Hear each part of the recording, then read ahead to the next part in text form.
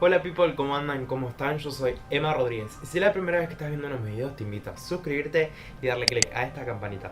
Bueno, como verán en el título, hoy les traigo un nuevo video de nuestro segmento Videos Misteriosos. Y en esta oportunidad les vengo a contar la misteriosa desaparición de la doctora Cecilia Giulio. Vamos con el intro y empezamos con el video.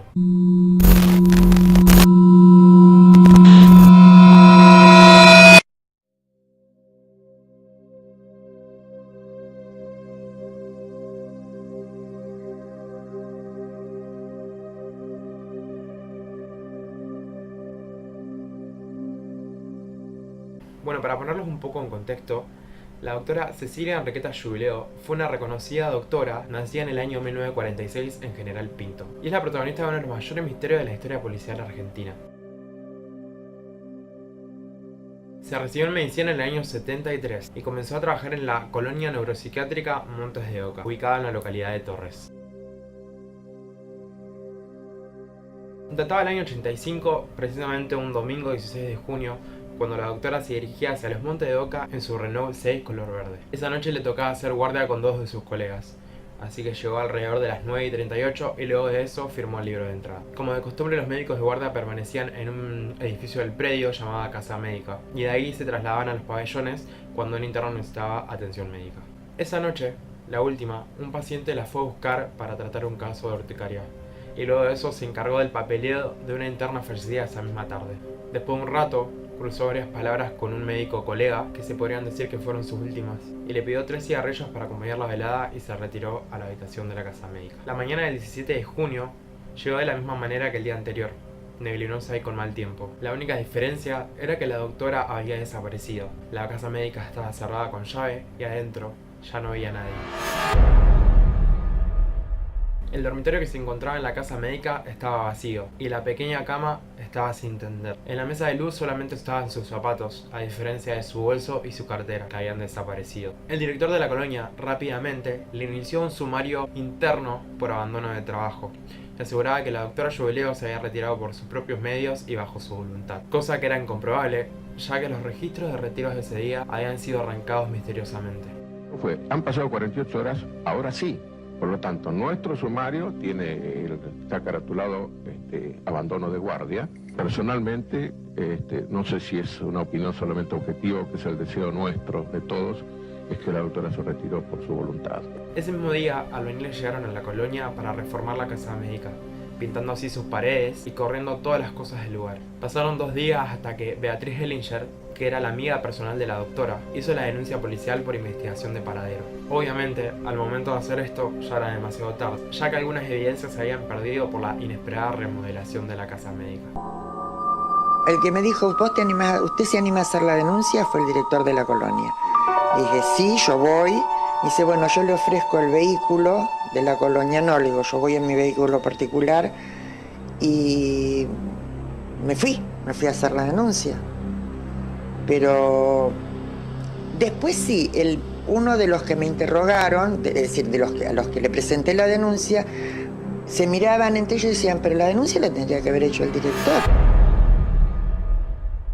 A partir de ese momento, la colonia se llenó de policías con perros, fotógrafos, periodistas y abogados. Sabuesos adiestrados buscaron cada centímetro del predio de 170 hectáreas. La policía se internó en túneles, sótanos y altillos. Se abrieron 2 pabellones que estaban cerrados, pero no se encontró rastro alguno de la doctora. El personal de la colonia fue interrogado, también algunos de los pacientes que estaban lo bastantemente lúcidos para poder hablar, pero nadie había visto nada. Días después de esto, una interna apareció desnuda y violada en una casilla rural cercana, y aseguró haber visto a la doctora atada y golpeada, pero nunca se pudo comprobar. Como se podría esperar, la prensa habló sobre este caso semanas, y más por el hecho de que la doctora era joven y soltera. Se hurgó en su vida privada, dando lugar a millones de disparatadas teorías, pero solamente una cosa era real y verdadera, que la doctora había desaparecido y nadie sabía nada.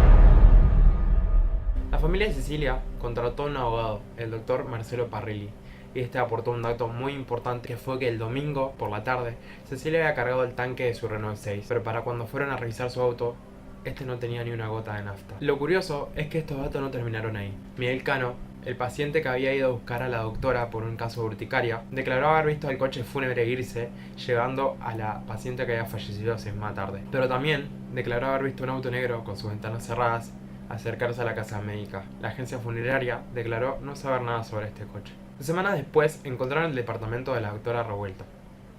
En otra oportunidad también encontraron allí el bolsito que ella llevaba la noche final. En ambas oportunidades, el departamento se encontraba bajo custodia judicial. Atención, por favor. Se hablaba de que ella usaba su bolso y su cartera. Sí. Permanentemente. Sí, una cartera chiquita, azul.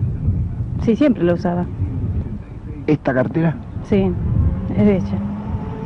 Repetímelo. Sí, es de ella. En noviembre de ese mismo año, una cinta llegó a la comisaría de Luján. En ella, alguien que decía ser la doctora Cecilia Jubileo pedía que no la buscaran más, que estaba en un lugar hermoso, donde había encontrado la paz que tanto estaba buscando. Decía que se había exiliado a un pueblo limítrofe entre Colombia y Ecuador, que había ingresado a un monasterio, que se había unido a una secta religiosa, que practicaba ciencias esotéricas. Fue importante el reconocimiento de parte de Mabel Tenca de la existencia de una cinta, en la que teóricamente estaría la voz de Cecilia Jubileo. Mientras se peritaba la autenticidad de este material, una parapsicóloga decía ver un cuerpo en el fondo de un tanque de agua que se parecía al de los Montes de Oca. Al revisarlo, solamente hallaron un gato muerto. Vio agua y una persona muerta. Todos miraban por todos lados donde estaba el lugar del agua, el inmenso, con no sé cuántos litros la torre esa. Bueno, ¿qué pensaron en desagotarla? A ver si ahí encontraban la persona muerta. Desagotaron el tanque y no encontraron, creo que encontraron los restos de un gato. Dijeron, bueno, pero estaba en el agua. Pero pocos días después, se tienen que destapar los túneles y al hacerlo se encuentran con un esqueleto. Había agua y había un esqueleto. Restos humanos. Y estaba restos humanos, a unos pocos metros de donde yo había expresado eso. También el abogado de la familia propuso drenar una ciénaga que se encontraba cercana al lugar, ya que mayormente aparecían internos muertos flotando. Pero esto nunca se concretó, ya que no se contaban con los fondos suficientes. Hay una ciénaga. Era uno de los lugares bastante obvios que había que investigar. Sin embargo, cuando nosotros pedimos que se secara, nos dijeron que no había presupuesto para hacerlo, ¿no? Es decir, no se hizo. Sí, y se terminó. Nunca se hizo. Es decir, que si uno piensa lo más burdo, es decir, tomar a una persona, matarla y tirar el cuerpo ahí, si se hizo eso, eso pasó y nunca se investigó. Múltiples hipótesis fueron consideradas y descartadas. La primera fue que algún paciente de la colonia la había atacado, pero no había ningún rastro de que esto hubiera ocurrido. La segunda teoría era que había sido secuestrada para pedir un rescate, ya que ella contaba con $3.000 en su departamento, pero nunca se pidió un rescate, así que esto se descartó también. La teoría que le siguió fue un supuesto drama pasional, pero no se encontró nada que apuntara a dicho suceso. Y como última teoría estaba la hipótesis política, ya que habían pasado 2 años de la última dictadura militar, en la cual habían desaparecido muchísimas personas. 25 años después de los sucesos, precisamente en el 2010, Francisco Merino, que fue el novio de Cecilia Jubileo durante 8 años, declaró que ella le había contado que el trato hacia los enfermos mentales era desastroso. Y recuerda la última vez que habló con ella, que fue una semana antes de su desaparición. En esta parte voy a leer las palabras textuales de Francisco Merino. Allí me contó que en la colonia habían empezado a perseguirla porque quería denunciar algunas irregularidades. Me dio a entender que a los muchachos les sacaban las córneas y luego los mataban en una caldera. También hablaba de órganos, estaba muy asustada. Veníamos de la dictadura y yo le dije que no se involucraran en líos, que vivíamos tranquilos porque hay organizaciones con las que es muy difícil meterse y al que jode lo matan. Hoy Merino se arrepiente de no haber declarado en ese momento, ya que según él la había pasado muy mal y tenía miedo de hacerlo. A veces se comenta, ¿qué habrá sido de Cecilia? Sobre todo en los grupos de las amigas que más la conocíamos. ¿Qué habrá pasado con Cecilia? Y cada una tiene su teoría. Mira, capaz que se fue a la miércoles. No, para mí que la mató un paciente.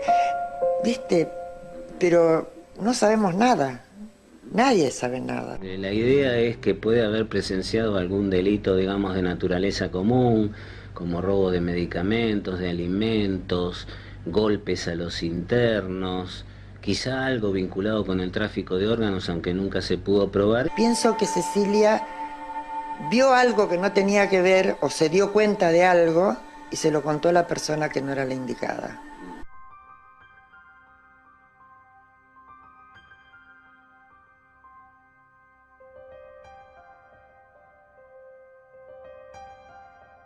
Y bueno gente, este fue el video de la semana. Si les gustó, no olviden darle me gusta y compartirlo, que me ayudaría un montón. También tengo redes sociales en las que me pueden seguir. Voy a estar stalkeando a todo aquel que me siga. También los invito a dejarme en los comentarios sus teorías sobre lo que creen que le pasó a la doctora Cecilia Jubileo. Sin nada más que decir, chao. Nos vemos en el próximo video.